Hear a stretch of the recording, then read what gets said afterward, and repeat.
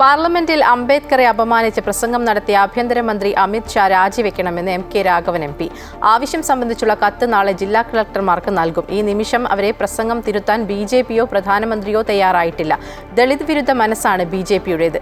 ജനങ്ങളെ ഭിന്നിപ്പിച്ച് മേധാവിത്വം സ്ഥാപിക്കാനുള്ള ശ്രമമാണ് ബിജെപി നടത്തുന്നതെന്നും സഭയ്ക്കകത്ത് പ്രതിപക്ഷത്തെ ബഹുമാനിക്കുന്നില്ലെന്നും M K Raghavan M P Kozhikode പറഞ്ഞു. നിരന്തരം പോരാട്ടം നടത്തി വിപ്ലവകാരി ഡോക്ടർ അംബേദ്കറെ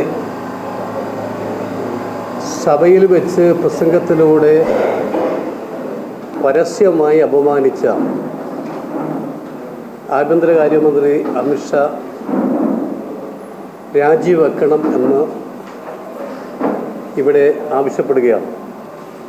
അത് തിരുത്താനോ അല്ലെങ്കിൽ ആ പ്രസംഗത്തെ തള്ളിപ്പറയാനോ പ്രധാനമന്ത്രിയോ അല്ലെങ്കിൽ ബിജെപിയോ തയ്യാറായിട്ടില്ല.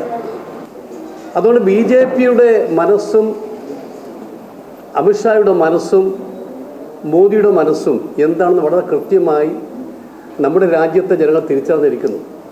അവരുടെ പ്രസംഗത്തിലൂടെ അവർ തീർത്തും ഈ സമൂഹത്തിനെതിരാണെന്ന് കൃത്യമായി ബോധ്യപ്പെടുത്തിയിരിക്കുന്നു. അതിൻ്റെ ഭാഗമായി നാളെ ജില്ലാ കലക്ടർക്ക് ഞങ്ങൾ ഒരു നിവേദനം കൊടുക്കുകയാണ്. അമിത്ഷാ നടത്തിയ പ്രസംഗവുമായി ബന്ധപ്പെട്ടുകൊണ്ട് അമിത്ഷായുടെ രാജി ആവശ്യപ്പെടുന്ന പുറമെ ഒരു കത്ത് അദ്ദേഹത്തിലൂടെ അയച്ചു കൊടുക്കാനാണ് നാളെ അദ്ദേഹത്തെ കാണാൻ വേണ്ടി തീരുമാനിച്ചിട്ടുള്ളത്.